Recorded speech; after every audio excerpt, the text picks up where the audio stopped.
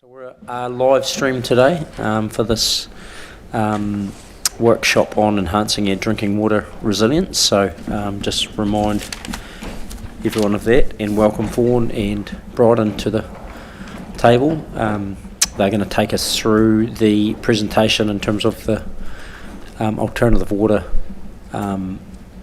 options for us. Do you want me to start? Can do if you want. I'm happy to just do a very quick intro. That we've got the A team at the front of the room here.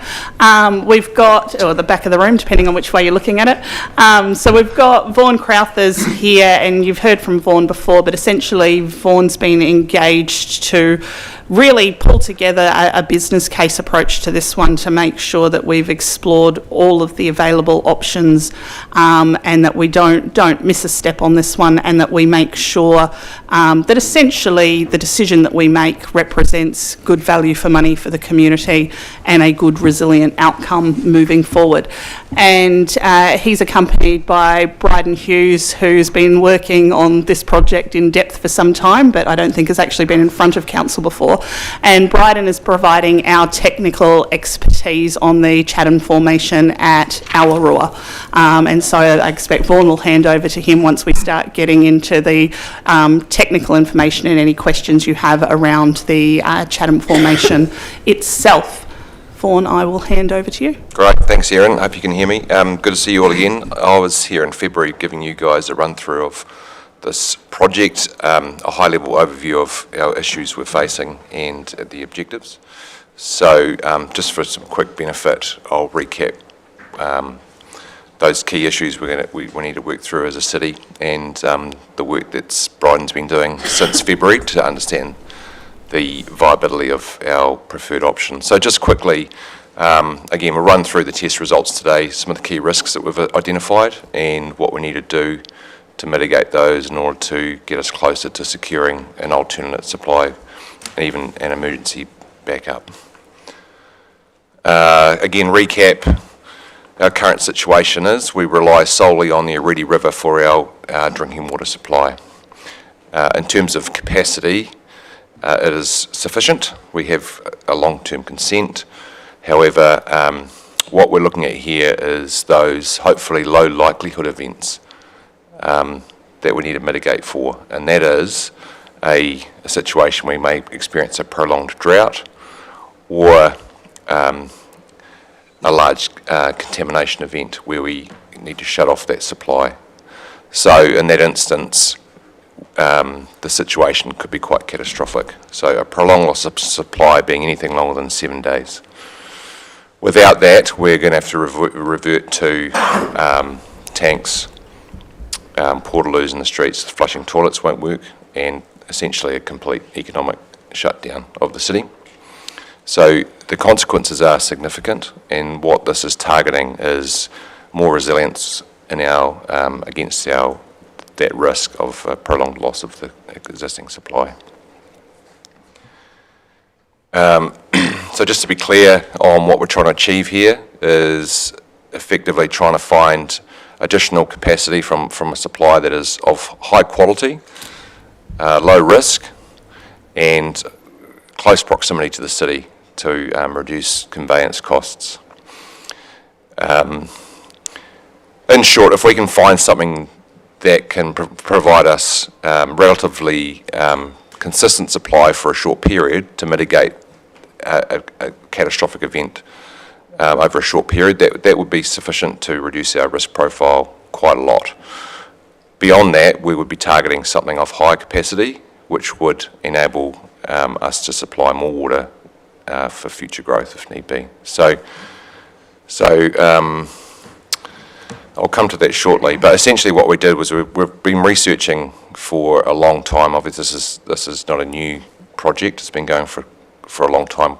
We dusted off a lot of the old options that were looked at in the 80s, including looking at reticulating out of the lakes in Fiordland, Wakatipu, and also augmenting the existing Areti by damming the upper reaches, for instance, and so we can manage flows during low periods. The key the key option we're looking at here is developing the groundwater sources to the southeast of the city in the Awarua Plains, which Bryden will talk through shortly. So we've had an exhaustive look. We've also got a couple of possible Plan Bs that we'll talk to shortly, which are up on the board there. So, quickly touch on this. Awarua has by far the highest potential here in terms of potentially high capacity, but it is a secure aquifer, which means it provides a lower risk of contamination, if not next to nothing being underground. So that is where we're investigating at this stage, and we've got some positive results so far in that, which Bryden will go through. What we touched on again in February was to get to a point where we can develop a bit of a consenting strategy, which we'll talk through today as well, and we've put together some preliminary estimates. Preliminary estimates of a staged approach, and the priority being securing an emergency source. So that's the problem we need to fix right now. So that's what we're looking at over the next 1 to 5 years. An emergency source will mitigate our largest risks. Beyond that, if we can find more water, we can then start to talk about an alternate and a fully redundant source as well, which is almost a separate project. So that's what our focus is at the moment. So what I mean by an emergency source, currently we use around 25 million litres per day, or 25 megalitres on average. That obviously goes up a bit in summertime, but with 25 megalitres is what we're using for this business case. If we can find 5, that will be sufficient to reticulate around 80 litres per person per day in an emergency situation. So obviously we will be under extreme water restrictions, but we will still have flowing water to houses where they can drink, cook and clean, and we can still have flushing toilets, which maintains public sanitation. Obviously it comes at a cost of economic impact. However, the severity of such an event would be largely mitigated. And then again, in terms of time frame, if we can secure something like that for 3 months, hopefully that's enough time to reinstate the existing source in most events. At this stage, that cost estimate we're putting there is largely the reticulation from Awarua to the existing Bluff pipeline and pump stations to reverse flow in that situation. That doesn't include treatment to keep costs down, so the water would still need to be boiled before drinking, which we deem as adequate given the emergency situation. So phase 2, if viable and risks are mitigated and we get consent, that's when we move into obviously building more infrastructure, a dedicated pipeline into the east of the city, a dedicated reservoir, new treatment, and hopefully enough to supply at least 80% of daily demand. So you've got two sources there, and more than enough supply for as an economic enabler. So those are the roughly 2 phases that we're proposing, and the time frame again, it's over, we're talking 5 to 15 years to enable this, but it's all very much conditional to my colleague here and the results of the board testing that he's going to present to you today. Any questions on that? That was a bit of an intro. Yep. We'll take questions. So Tom, then Mayor Clark. Hello. Could I just ask about this question of having to boil water at phase 1? My understanding, which maybe I'll be wrong, but my understanding was that if you could prove that water had been underground for, I think it was 12 months, it was able to be drunk without boiling. I guess for me it's just a case of keeping costs down. The option to treat is still there if the water quality is of a high standard and we maybe need to chlorinate or disinfect with UV. That could be an option, but in most instances you do need some form of treatment if it's an unsecure source. So, I don't know, Bryden could probably comment on, it depends on the quality of the water, but in most instances you'll need some form of treatment, otherwise the risk of contamination still sits with council. Is it still... I'm speak to that one. I think there were a number of places around the country that have held that view historically. I think the Havelock North event very much scuttled that because that was an underground source, and so that really moved the public health requirements forward in terms of still needing to have treatment on most of your underground supplies. No, thank you for that. Thank you. Yeah, Clark? Yeah, my question is similar. So given that we know that only 2 to 3% of what we put to a household at the moment is actually drunk, and most of that is actually boiled before it's drunk, are we looking at other options to deal with a situation? So as Tom said, if we have a water supply that's not treated for a period of time, given that we've got water tanks that are holding treated water, could we, for argument's sake, still supply households with everything but drinking water and then find a tanker source for maintaining it in the interim?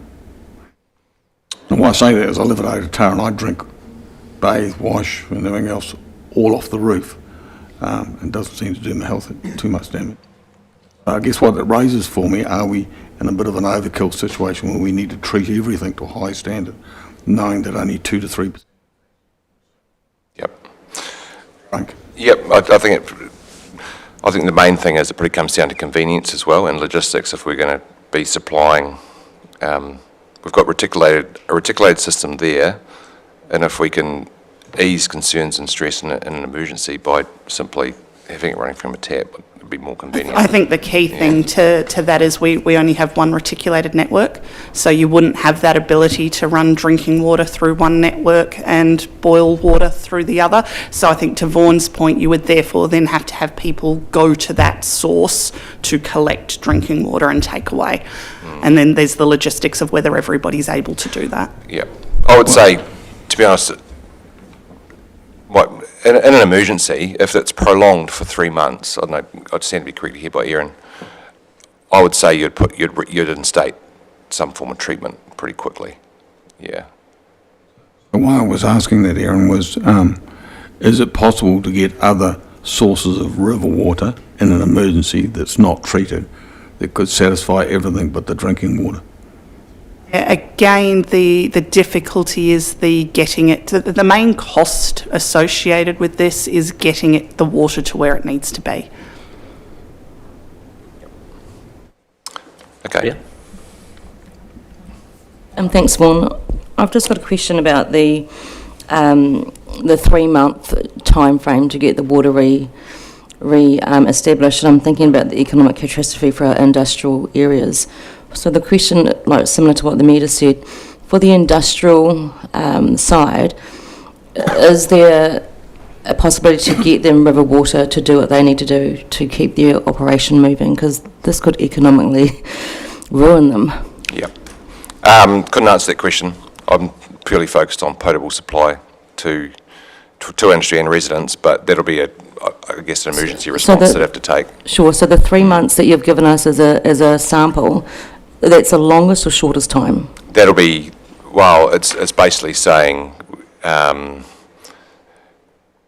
the longest time, I suppose, to answer your question, to say that's, if we can't reinstate within 3 months, then we've got another problem we need to address with, yeah. So it's a 3-month buffer that we're attempting to create.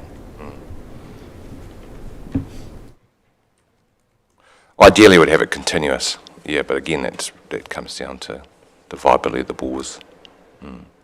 So we're working a constraint of obviously resource, where access to a resource, but also cost. We're trying to balance those as well as we can.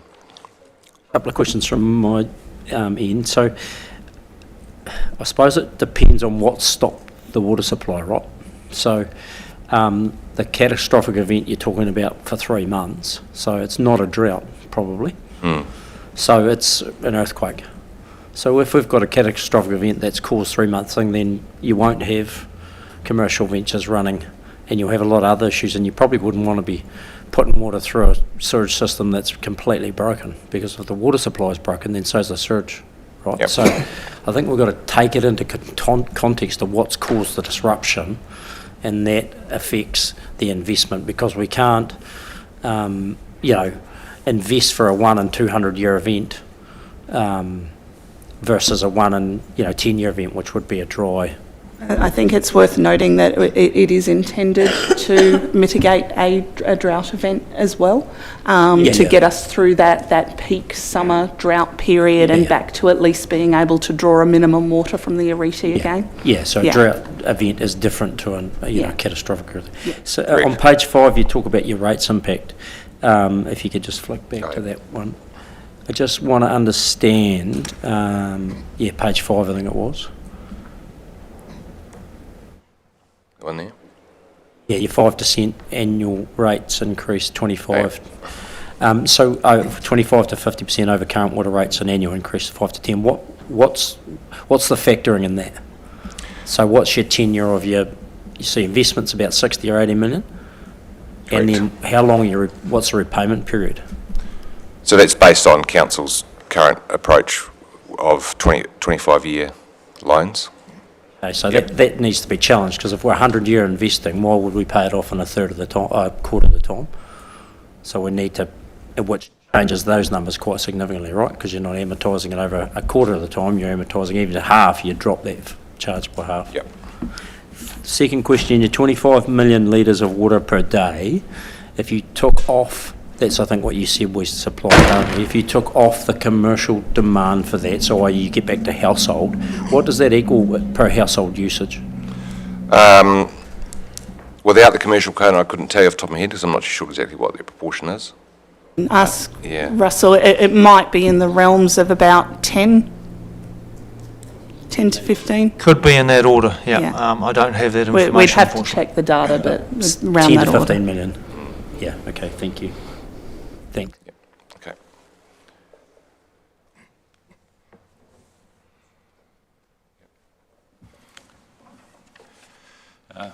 Thank you. So I'm going to provide a bit of a summary of the investigations that have gone on to determine the viability of a groundwater source as an alternative supply for the city. I thought I'd start at the end. So key findings and implications of work that's been done, and then talk about some of the data that backs up these.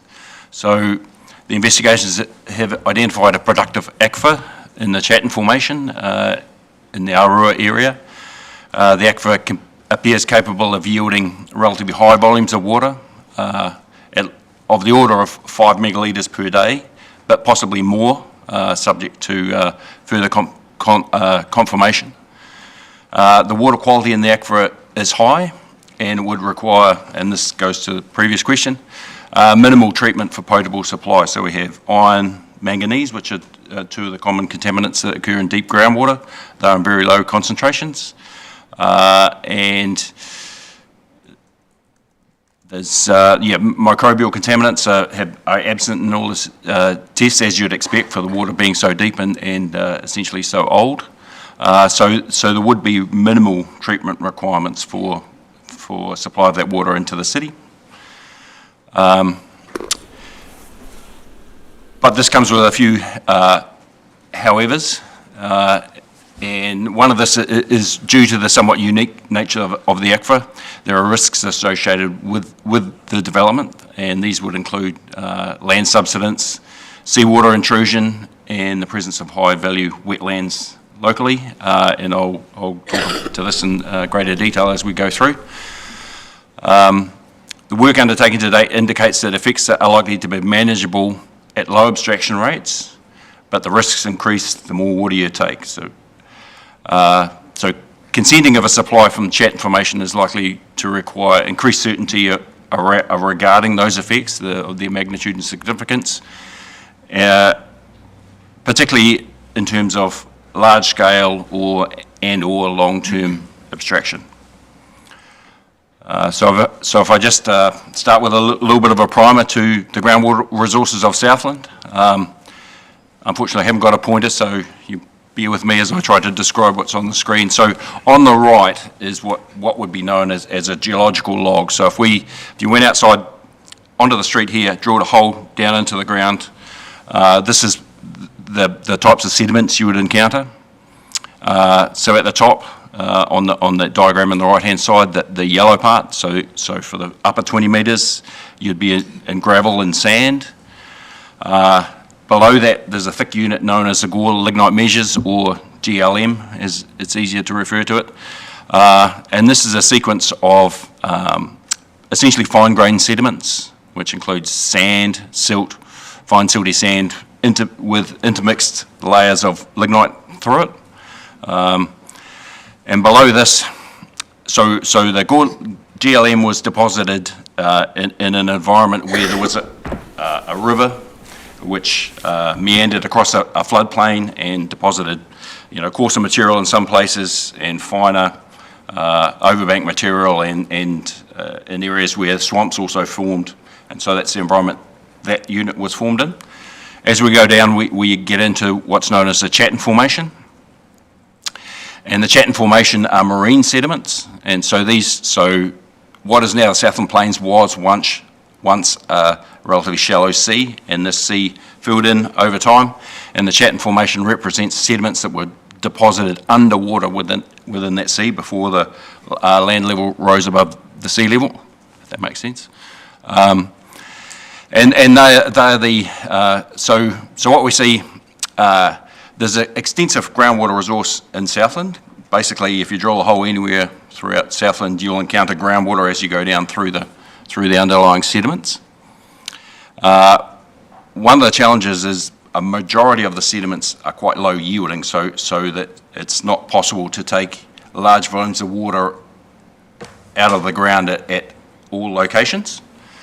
So if we look at that sedimentary log on the right-hand side, so we have unconfined aquifers in the Quaternary alluvium.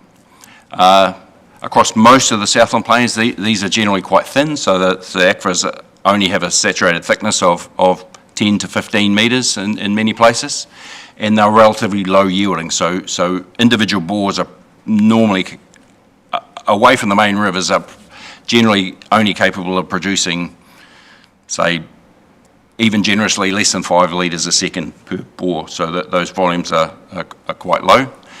If we go down into the Gore Lignite Measures, again, these sediments are quite fine-grained, so it's not possible to get high-yielding bores in most places. But the other thing that within the Gore Lignite Measures is because of the presence of the lignite, which changes the geochemistry of the water, we get naturally occurring levels of iron, high iron, manganese and sulfate, which really affect the ability to use that water for potable supply. It's not such a health risk, but certainly aesthetic, and as we go down to the Chatton Formation, there's less information. So during the 1970s, there was a large campaign of drilling or 70s and early 80s across much of Southland to determine the Southland lignite resource. And so there was a large number of bores, several hundred, drilled into the Gore Lignite Measures. But few of these bores, it was really targeted at the lignite, and so they weren't really so concerned about what was underneath, so not much of that drilling went on into the Chatton Formation. So there's a limited information around as to how the sedimentary texture of that unit, for example, varies across the region, what groundwater resource it holds, etc. But we do know across most of Southland it's buried. It's at least 150 metres below the surface. But that varies in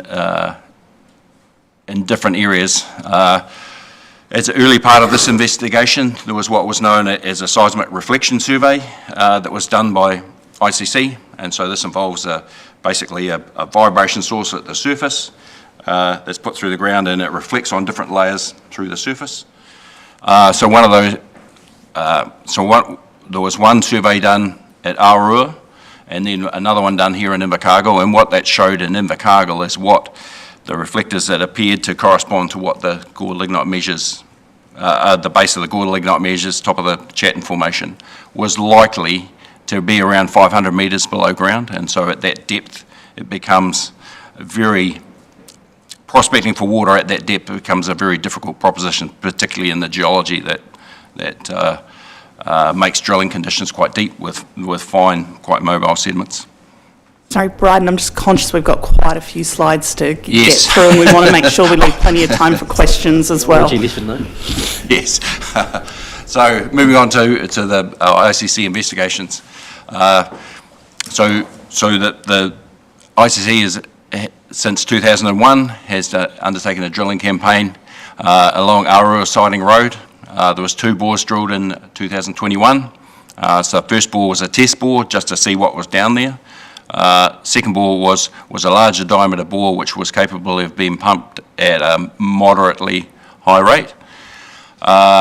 After that was tested, the results were encouraging, and so in the middle of 2024, another investigation bore was drilled. This was about 1 kilometre north of the 2 original bores, and that was to establish the geology, whether it continued laterally.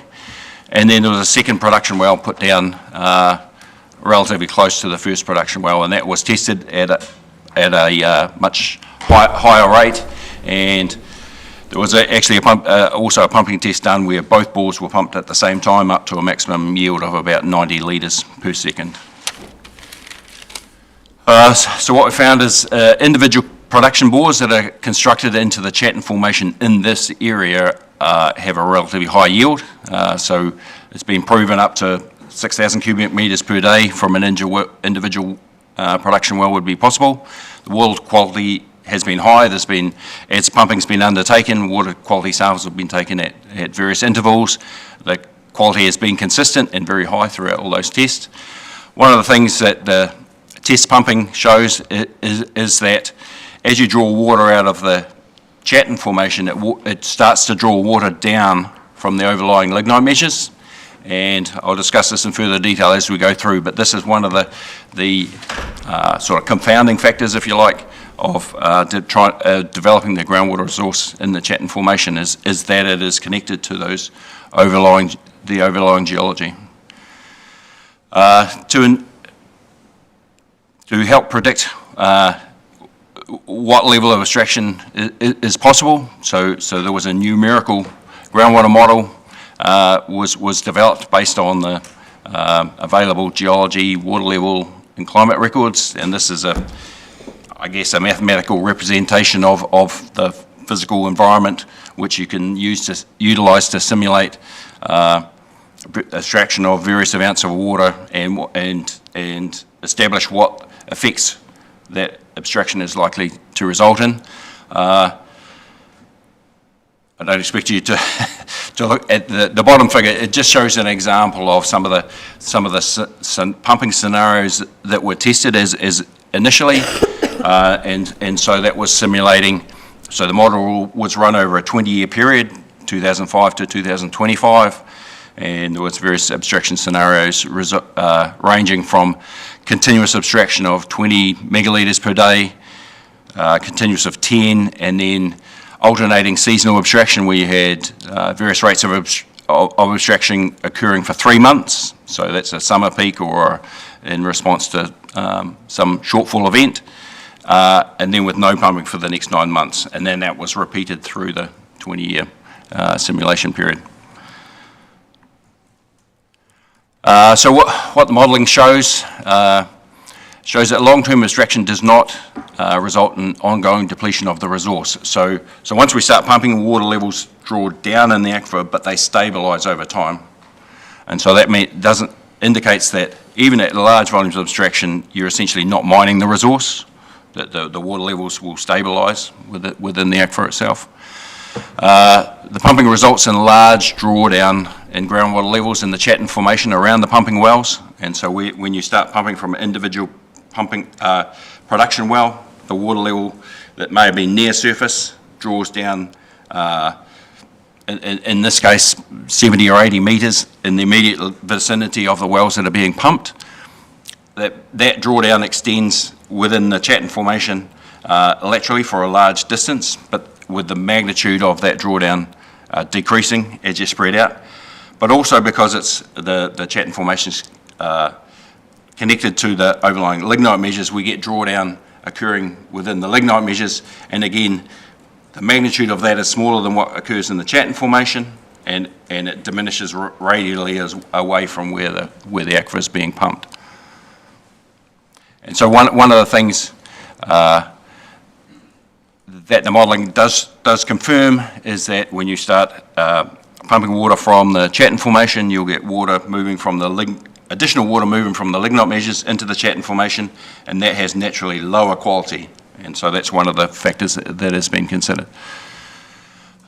So just to sort of summarise, due to its depth, geology, hydrology and water chemistry, the Chatton Formation is a relatively unique groundwater resource. Certainly in New Zealand, there's no direct analogue. The closest would be on the Aotearoa Peninsula, which is at the very far north of the North Island, which has a similar aquifer, similar-ish aquifer. And I just want to highlight that point. That's probably what's causing us a little bit of hesitation almost in terms of wanting to make sure we really test this appropriately, because whilst underground water sources are quite common in New Zealand, what we're being told is that we don't have examples of other underground water sources like this one, which means we're very much having to learn everything that we know about underground sources unique to this particular formation, which is what's taking us the time. Sorry, Brian. No, that's a very useful point to reinforce.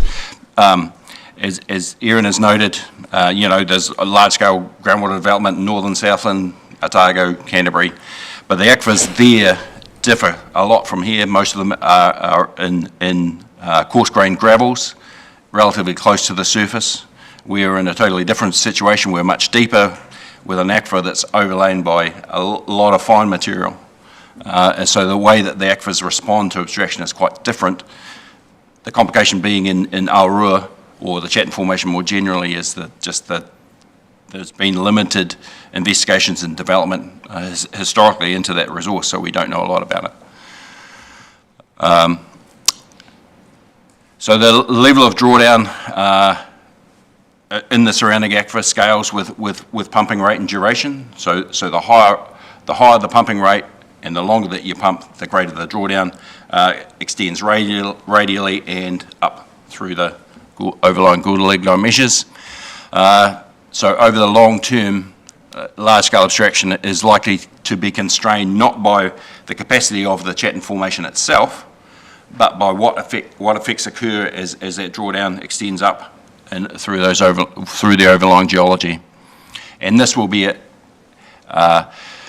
because we have limited information, and we're talking about effects occurring in response to long-term pumping. There's uncertainty about what the magnitude and extent of those effects would be, and management of that uncertainty would certainly be a critical factor for considering both in terms of a resource consent application to take the water, but also in terms of council investment and certainty of that investment in groundwater as a source. Just to quickly explain some of the complications or some of the factors that would be involved in determining the sustainability of abstraction, and one is effects on surface water bodies, and this in the area is particularly relevant because there are so the Aotearoa site is located in close proximity to regionally significant wetlands, and particularly under the National Policy Statement for Freshwater Management, considering effects on wetlands is a key component of that. So in terms of effects, what we can say is during the pumping we have done, we have seen no effect on shallow groundwater levels. The modelling indicates a minor effect on shallow groundwater levels, which is much less than the natural variation that's occurring anyway, and it's basically restricted to the immediate vicinity of pumping. In terms of through a consenting process, it's likely to require further assessment of the ecological effects of any drawdown that is associated with pumping. A second factor is seawater intrusion, and there's a very simple diagram on the right. It shows the land going down to the coast, and towards the coast you have fresh water in an aquifer which basically sits on saline water which extends inland from the coast at greater depth, and this is because of the density difference between fresh water and saline water. So basically fresh water floats on saline water. In the natural situation, it's never as simple as that diagram.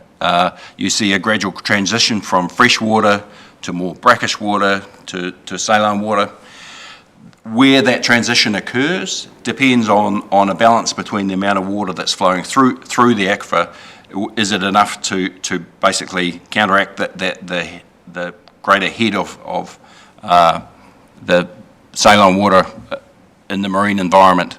And so the position of that where the interface occurs can be dynamic, depending on your seasonal variations in the amount of water that's flowing through the aquifer or those induced by pumping. So changes in the rate of groundwater outflow can result in brackish water moving inland. This is a worst case scenario, affecting the suitability of water for potable supply. The process is reversible. So basically, as the interface moves in over time, it can move back out again. Basically, the salt water gets flushed back out of the aquifer. So the modelling indicates at those high abstraction rates, if you were to pump 20 megalitres per day continuously for 20 years, there's probably quite significant reversal of flow, and there's a high potential that you would get more saline water moving into the aquifer.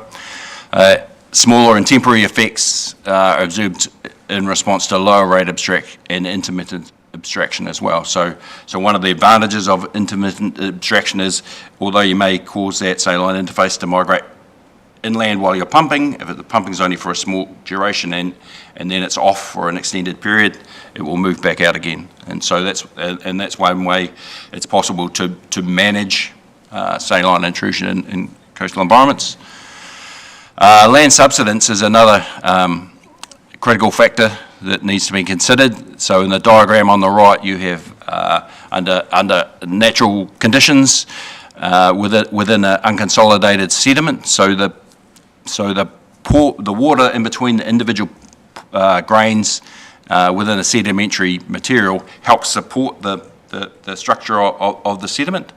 Now you reduce the groundwater level or the water pressure in between those pore spaces, and that material can compact. Obviously, where this occurs at depth, those effects can propagate to the surface, and that can result in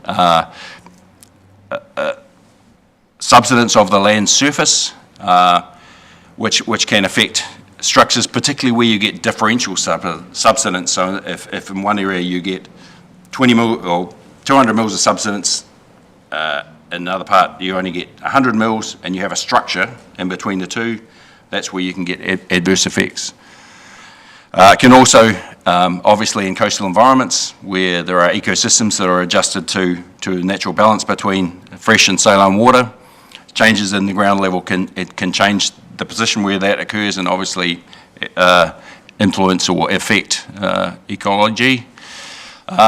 So just hot off the press last night, literally, received a preliminary report assessing subsidence in response to various rates of abstraction. So estimated maximum, and I say maximum because this occurs, subsidence is proportional to drawdown, which again extends away from where the aquifer is being pumped. So the maximum subsidence ranges from of the order of 200 millimetres for longer term pumping at 10 MLD to possibly 500 mil at 20 MLD, but those estimates come with larger error bounds because there is so little information to quantify the actual physical properties of those materials. So the assessment had to be based on assumed properties of those materials. The assessment indicates low risk to structures and infrastructure in the area. However, the effects on land drainage, including wetlands, would require further assessment. And just to round out this discussion, we talked about water quality. So obviously water quality is naturally high in the Chatham Formation. What we see under the natural conditions is that water levels are slightly higher in the Gore Lignite measures than what they are in the Chatton Formation. So under natural conditions, there is some slow circulation of water that occurs from the core lignite measures into the Chatton Formation. What happens when you start pumping is that you'll significantly increase that volume of water coming through. So there's been some recent analysis done to consider what effect that would have on the water quality that was being pumped from the Chatton Formation, and based on that analysis, it indicates that certainly up to continuous abstraction of 10 megalitres per day, the aquifer has quite a significant capacity to buffer the water quality. So essentially, iron that's coming in with groundwater that's coming from the lignite measures with high iron concentrations, due to natural processes, due to the which reflect the geology of the Chatton Formation, that iron is precipitated out within the aquifer itself, and so when you pump it out, the concentrations of iron are much lower, and the assessment indicates that certainly up to those kind of volumes, 10 megalitres per day, that it would appear that the risks of changing the water quality significantly from what it is now are relatively low. So just to round all this up again, due to its depth and geology, water chemistry, the Chatton Formation is a relatively unique groundwater resource, and we have to keep this in mind when we are considering the way forward. Large-scale, long-term abstraction from the Chatton Formation is likely to be constrained by, not so much by the aquifer itself, but the effects that occur as the effects of abstraction move up through the overlying lignite measures. Potential effects include effects on wetlands, saline intrusion, water quality, and land subsidence. They'll certainly be major factors in any consent application. The limited amount of the limited amount of data available certainly increases the uncertainty in the prediction of those effects. And that's always creates a tension between, trying to prove what the effects of what you're doing are and the uncertainty around those. And so obviously stage development provides a practical means to help resolve this issue. And so that's where you would develop the resource on a small scale, monitor what those effects were, and if they prove to be within the bounds of whatever is acceptable, then you could move to a larger scale of abstraction. So rather than putting all your eggs in one basket and going all in, it would lend itself to developing it in a staged way where the effects of abstraction can be monitored and confirmed as it is developed. So in terms of next steps that has been suggested, so moving to a situation where you have a continuous lower rate abstraction supported by monitoring for an initial period of 3 years, with a reassessment of viability at fixed intervals during that initial development. So go back, look at the data. What is it saying? Is it within the bounds of what is expected and acceptable? And the other bit is to further explore the area of where we know there is high permeability material within the Chatton Formation, and so that's to drill an additional production well to confirm the lateral extent of the aquifer, so we know a little bit more about how extensive it is laterally. So that's me. Sorry, it was a bit long. Questions? Peter, then Tom, then Leslie. Thank you. Have you looked at other options closer to the centre of the city?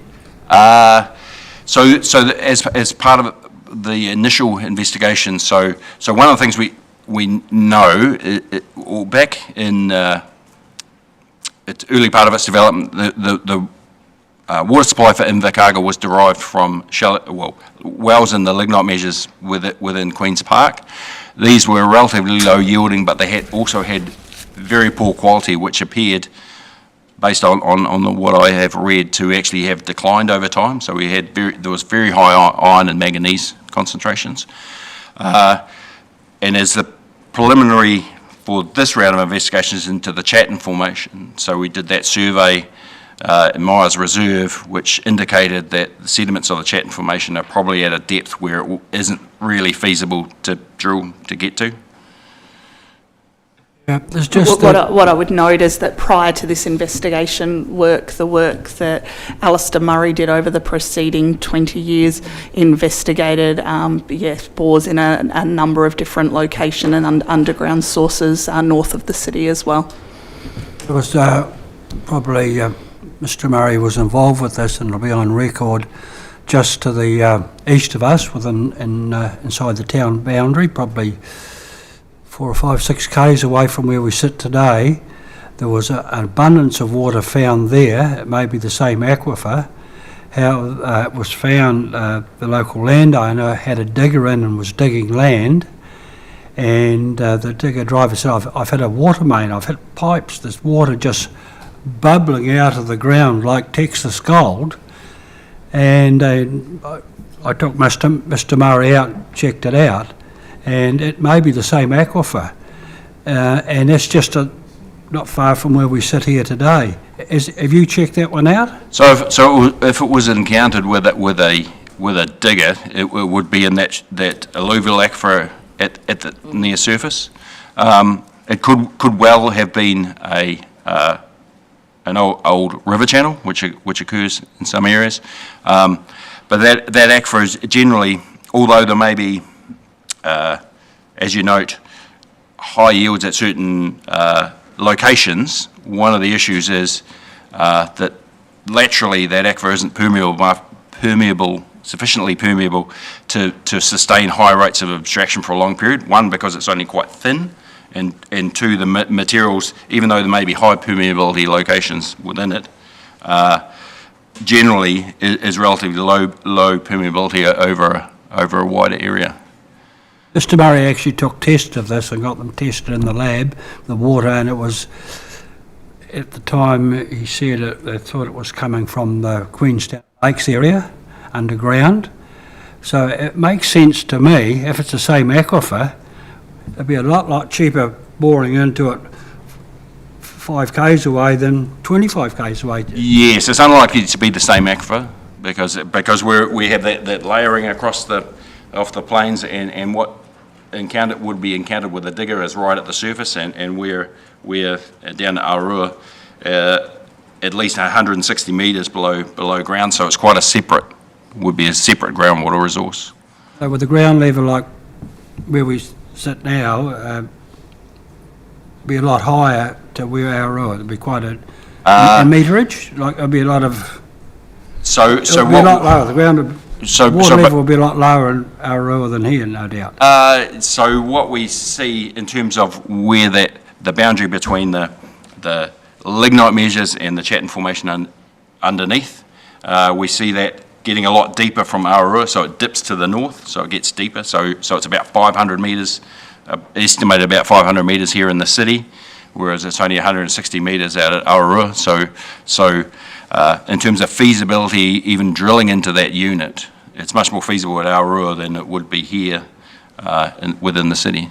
I'm happy. I know Mr. Murray brought a report to council probably about 3.5 years ago, which talked to the various different underground water sources and even above ground lake water sources that had been explored over the preceding 20 years, and why those ones hadn't been proceeded with, and why Aurora was the preferred option to investigate in depth. So I'll go back and find that paper and I can circulate it round. Yeah, I think the key point is that, it's a different water source because of the previous diagram you've used. Yeah. No, thank you. Tom. So this has been a tremendous piece of work, actually. It's very, very interesting. When we started to discuss this, at least during this term, we were debating about whether we were looking for a true emergency supply or whether it would be a secondary continuous supply. Everything that you've told us about the risks of, you talked about progressive degradation from drawdown of manganese and so forth from above. You talked about seawater coming in, you talked about effect on ecology, you talked about subsidence and so forth. All of those seem to be linked to the continuous withdrawal, rather than the, once every 10 years, 3-month emergency withdrawal. Is that leading us towards thinking about this now in terms of being an emergency supply as being the right way to use this resource? And as an additional question to that, if that were the case, then obviously the issue again of it not being portable without treatment is an issue. We can say it's okay to boil it in a once every 10-year basis, but it's better if it was treated. So you did use the word minimal treatment would be required. So I'm presuming that the 16 million does not include minimal treatment? No. So do we have a feel for how much that would add to phase 1 if we decided that phase 1 actually was the end of the story, but we were going to treat at that point? So I'm just wondering, I'm conscious that this isn't, that's just the end of Bryden's piece. There's a piece for Vaughan to do now around what happens next. So it might just be worth us going through that just to round out those next options. Okay, if we can do that, yep, sure. Hang So, on, I've just got Leslie question first, Vaughan. I'll just take it. Thank you. You seem to be indicating that the drawdown from the Gore lignite measure at some point is going to cause a crossover where treatment becomes necessary, but that we'll only know that if we actually spend the initial 16 million and evaluate where that crossover point might happen. Is that what I'm picking up? That there will definitely be a crossover point, but we're going to have to start the process to evaluate where. That's right, and based on what we know, that such a point wouldn't occur unless you were taking volumes upwards of 10 million litres per day, so 10 megalitres per day, based on the assessment, preliminary assessment we have, would seem to be where there's a greater potential for that water quality to start to change.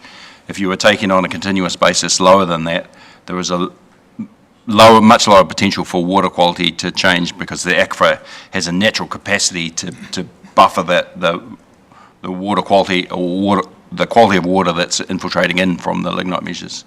So back to Tom's point, if we used it solely as an emergency supply, that crossover point is probably going to be 50 or more years away. If we started to use it as a replacement supply or a true alternative, the crossover point is going to happen more quickly.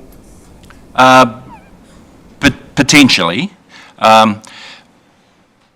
Slightly peripheral to your question, but might be useful, is this concept about the uncertainty in the predictions we have now, and the best way to get information to confirm them is by developing at a small scale, as an emergency continuously. Supply. Yep. With the intent for a longer term supply to be able to cater for much larger peaks would seem to be the kind of optimum development scenarios, because the continuous subtraction is at a level which doesn't put overdue pressure on the resource, but you still have capacity for short term increases to cover periods of shortfall. The other advantage is, rather than just going for emergency only, where you would only use it 3 months once every 10 years, is it's very difficult to verify the effects, because there's such an uncertainty around those effects. Whereas if you're using it all the time at a small scale, you can say, well, yes, okay, I can see what's happening, and it's in line with the predictions, under, over. However, but if you only were to use it in that emergency capacity, where the large take for a short time, there's the envelope of, if you like, of what the level of effects would be is much more uncertain, and so that smaller scale development would help to reduce uncertainty about what those effects are. So for all the modelling we can do, really the proof is going to be in the pudding. That's right. At some point we're going to have to decide, having done the ultimate modelling, are we ready to move to the practical? Yes, that's a very reasonable. if I may, the last two questions kind of lead us into the crux of the decision that needs to be made soon. And just to clarify, the 16 million is not what we need to spend at this point to do the testing. That relates to if we do reticulate. Yep. So we'll get to that shortly. But just to just to try and clarify what the next steps are. So effectively, we want to validate the potential and mitigate the risks of this source, because it is by far the highest potential source that we've found. So I've used the mantra, do it once, do it right, because based on the history of this water search, what we don't want to do is be back here in 30 years if we've left something on the table. So the recommendation is to continue testing, find and test in another area to validate or not the early findings. I've also just reminded, with the testing, is that if we can validate that emergency supply of, a 3-month period, 5 megalitres per day, that's fantastic, because that's the primary risk we're trying to mitigate. So checking in on like a 12-month basis to say, well, can we supply that with confidence? And if so, when can we start commencing the design and the installation of the necessary reticulation? So this is just a bit of a heads up of a decision point coming in August, with a paper coming to the Infrastructure Committee requesting some funding being brought forward to fund these. The other thing to think about is the Plan B. So in the event that this doesn't work out, the problem still exists. We still need to look for something. So the extra request for funds is to continue the investigation into these backup alternatives. They've been looked at a desktop level, and so those are building some emergency storage. I think I've got the, so just a reminder. So that's an outer river concept where we say we build 7 to 30 days of backup storage from the existing site, which is obviously separated from the river. Initial estimates were around, like say, upwards of between 12 and 30 million for 7 days of demand, and obviously a lot more for 30 days. If we're willing to accept a emergency supply level of service, which I referred to earlier, which is 5 megalitres, then those cost estimates come down substantially, because the area that we need to build obviously drops by a factor of 5. So those are options we'd like to explore and detail up a lot more around possibility. And then the second option we looked at was extraction from the Matoda River near Seaward Downs, where the conservation order that currently is in place stops, and indications from the Environment Southland are that there is capacity there available. Because the Mataura has a significantly larger and different catchment to the Arete, the flow profile, that graph there, is substantially different. So the dotted lines, the grey dotted line is the flow profile of the Arete, with the years along the bottom indicating the 1 in 100 year, or 1 in those year events, and the black line being the Matoda flows. So the available capacity is high, however, contains some of the same risks, whereby you've got contamination risks and obviously a lot more treatment that may be necessary, and then the kicker, which is the conveyance of around 40 kilometres. Yeah, topography is a little more favourable, however, it's still a significant investment, and so that's why you're jumping orders of magnitude in costs. However, those are indicative at this stage. Yeah. So in terms of backups, and obviously some of the questions we've come through are around other groundwater sources as well. I think Bryden's kind of summarised a lot of that, but we're quite limited in that realm, unless you've got any other gold out there that you've found. So yeah, That's largely the overview of the recap and the testing results, with the intent to come back to the Infrastructure Committee in August seeking funding for continued testing at Aotearoa and some investigations into the Plan B options in the event that that doesn't prove viable. So again, from my perspective, it is a case of rolling it in or ruling it out, understanding it well enough because it's an unknown aquifer, so the opportunity is there to do that. Potential is significant if it proves viable and would secure the long-term security for the city. Anything else you want to add, Bryden, before we have questions?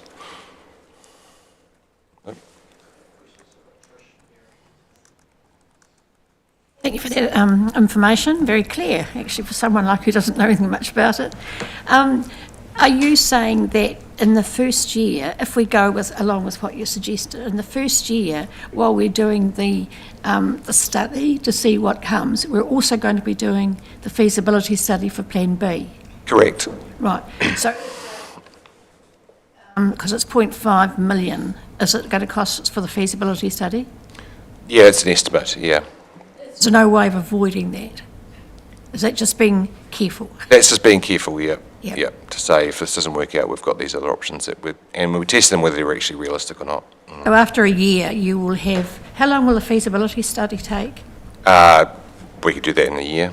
Right, so in a year, you'll have done the testing for the Aotearoa, but you'll also have the feasibility study completed for stage B. Correct. Yeah. Well, the full testing of Aotearoa, Bryden, we're looking at 3 years. Yes. But with a 12-month indication to say, should we keep going?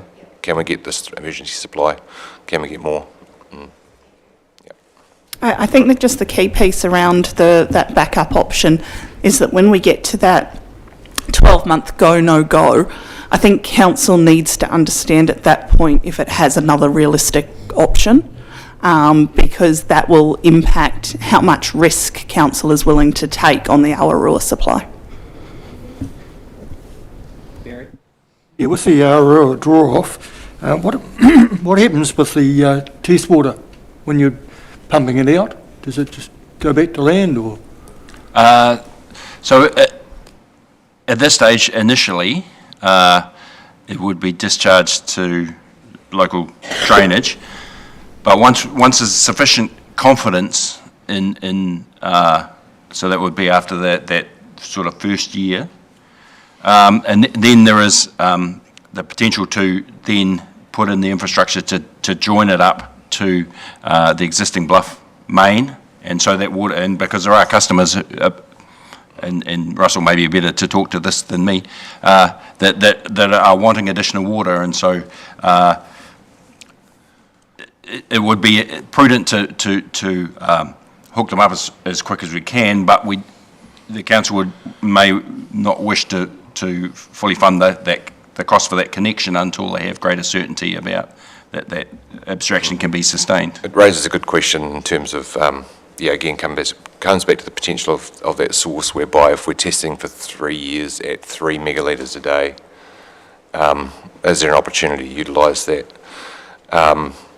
Either way, there's risk whereby if someone wants that water and we can supply it, but after 3 to 4 years we don't get consent and we're committed to supplying that amount of water, they would have to convey that off our primary source as well. So that is very much on our radar to say how do we enable this resource as much as possible, given that if it's an emergency source, hopefully we never have to use it, but if we do, it will be infrequent. So in the in-between times, there could be opportunity to utilise that resource if the negative effects prove to be insignificant. Yeah. So I was just thinking about the commercial side of it, where the freezing works are out there and open country. Yep, absolutely. No, that's definitely in our scope of what we're looking at, is ensuring we can utilise that resource as much as we can. I think the key piece there is that we know that there are a number of parties that want water. There are unlikely to be a number of parties who want water of that quite large amount on the basis that you may only be guaranteed to have it for 12 months, 2 years, 3 years, and then we may shut it off and you won't have access to it. So the cost of putting in infrastructure for those parties for a short-term period, we just need to work through what that might look like. Actually, Barry asked the question I was going to ask, but it did lead to another question, which was, if we do, after a while trial period, decide to take that initial flow and send it to Bluff, which is what you said, that implies it's going to have to be treated. So my question, I did ask it the last question, I never responded. What does minimal treatment mean, actually, when you talked about minimal treatment being required to, if we use the groundwater? What does that mean? And if it's not included in the 16 million, do you have any idea what the cost of that would be? Not off the top of my head. I don't know if that's something we can provide now, is it? We would expect, Russell, wouldn't it? It would look like chlorination and UV would be likely your bare minimum. As a minimum, it would be, yep. We'll have to comply to the drinking water standards. So we would have to do that because we'll be providing to other users. So. Yep. And I would just note that when we're talking about connecting into the Bluff pipeline, the reason we're talking about that is that there's the ability in an emergency, if we enable that connection, to actually utilise that to pump back to the city in one direction. So basically we would turn off the existing flow of water, we would pump back to the reservoirs in the city, then we would stop doing that, and then we could refeed the distribution from those reservoirs. So essentially we'd be using that pipeline in both directions in the state of an emergency. That's obviously not something that we would do if we were looking at a long-term permanent supply.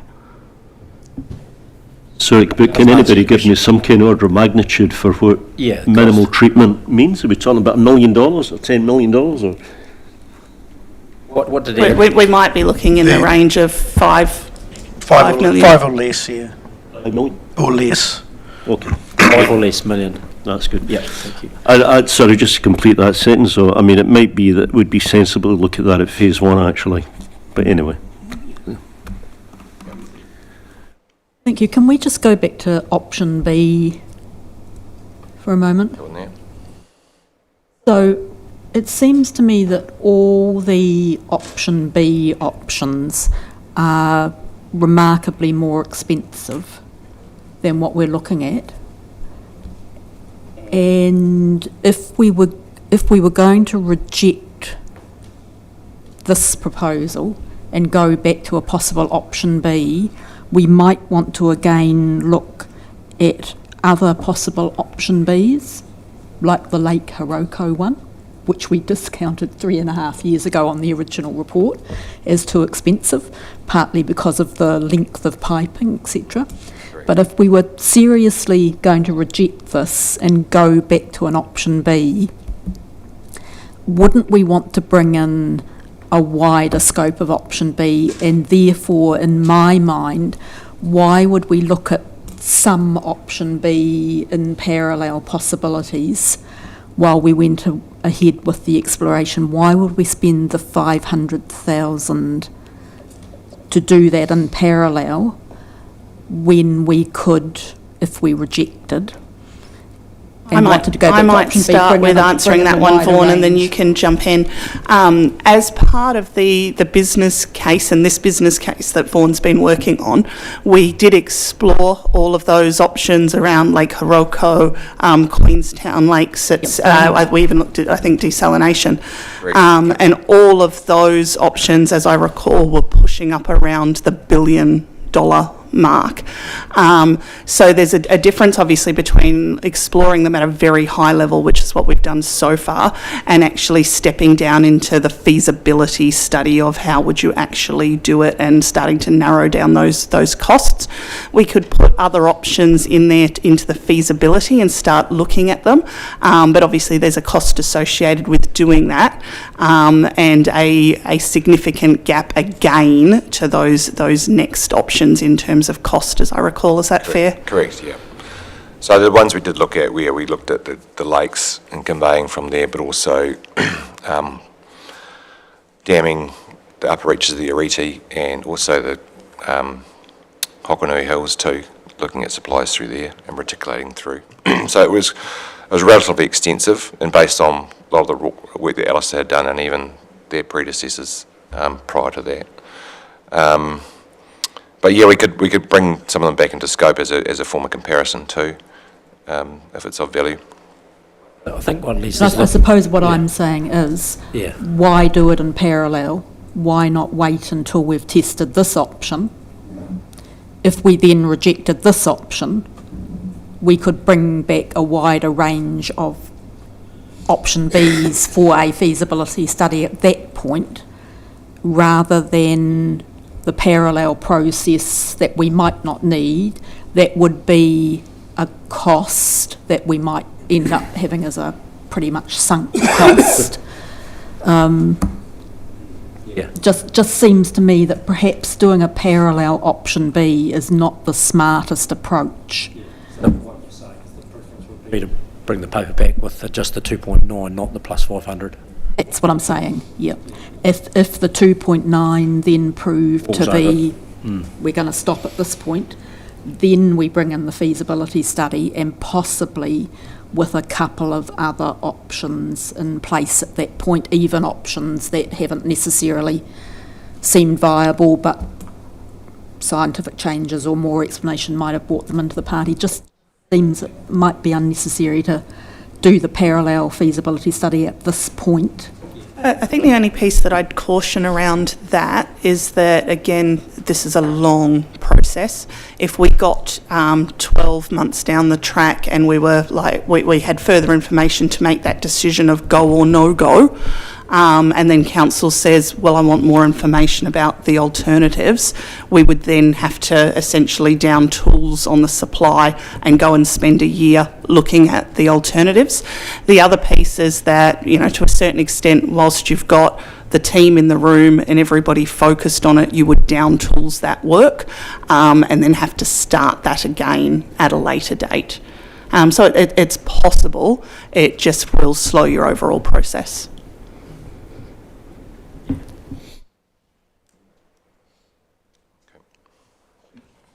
Thanks, Chair. Look, I'm just a bit weary about 15 years on council and this Groundhog Day feeling I'm getting.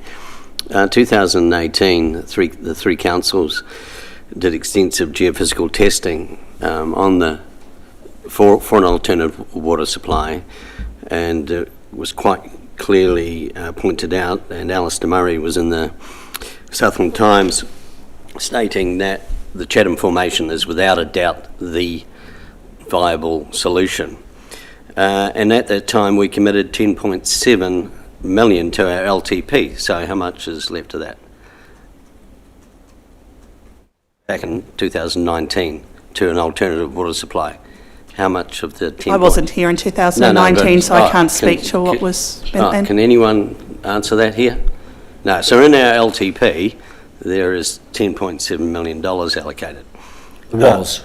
Well, in 2019, or in that's when we introduced it. Yeah. Okay, so back in 2019, we authorised $700,000 to do testing, and we did the testing on the Chatham Formation, and it proved that it was the site to go for, and sites like Plan B not even considered. And I'm totally agreeable with Leslie that I don't know why it's here.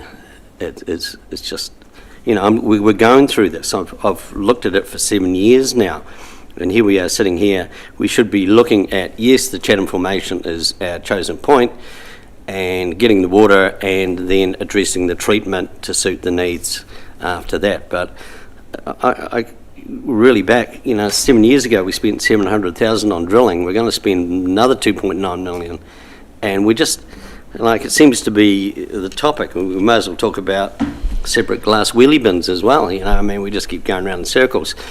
We should have a list of things we bring up every 7 years to talk about. So we're either going to do something with this, or just sit here and talk about it again. And we're just going to be back here in 7 years doing the same thing. Sorry for a slight bit of sarcasm, but... Look, don't get me wrong, I absolutely understand the frustration. I had a pretty growly face on when I first saw the results coming back from this, because it's not as easy as we would have liked. Ideally, what we wanted back was a report that said there is very minimal risk here, go ahead, get it underway. I certainly want to get underway with doing it. Unfortunately, what we have is a report here that's saying that there are still a lot of unknowns and there is still quite a bit of risk. I'm really happy to take guidance from council around how much risk it wants to take, whether or not it wants to do further investigation, or whether or not it wants us to start down the process now of a consent application, which we may not be able to get without that further information on the effects of drawing down on that source. But absolutely, we'll take direction from council. Just to follow that point up though, so with the original testing that's been done, you will have obviously seen that, Vaughan, or have you just started with a clean sheet of paper? Say again, sorry? So with the original $700,000 that was spent and there was drilling done on the Chatham reservoir, so were you aware of that? No, I wasn't aware of that, no. No, that was before I came into the project. But I think, Vaughan, though, to your point, that was the work that was done to inform Alistair's previous work, which has fed into yours. Involved Alistair's work in exploring other options around the region. That's the work that I was exposed to from Alistair. Any other points or questions? So if you go forward to the last bit of the presentation, which is the... So you're looking for, well, you'll bring this back to infrastructure. I think the feedback on Leslie's point is the option, to explore the option B, which is the 500,000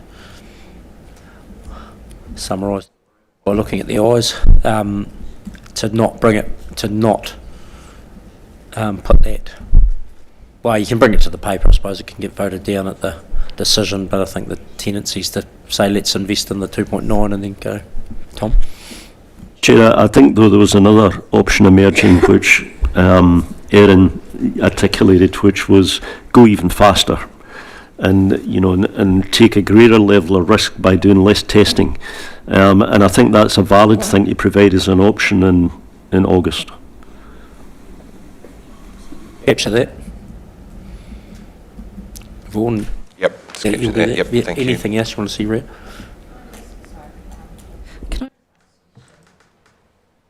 When we submitted our fast track approval application last year, I can't quite remember, did we get turned down for that? We did, didn't we? No, this one was put on the list. It was, okay. Sorry, I just couldn't remember. Turned down for bluff.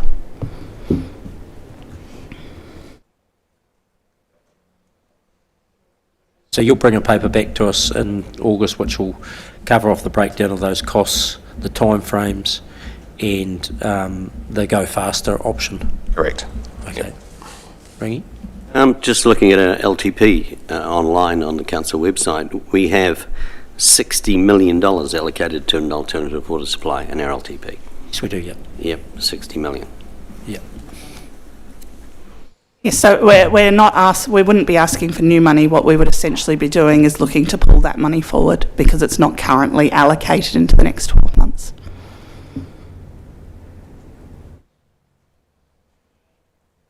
Okay. Questions, that's us. Thank you. Thank you. Thank you very much. Cheers.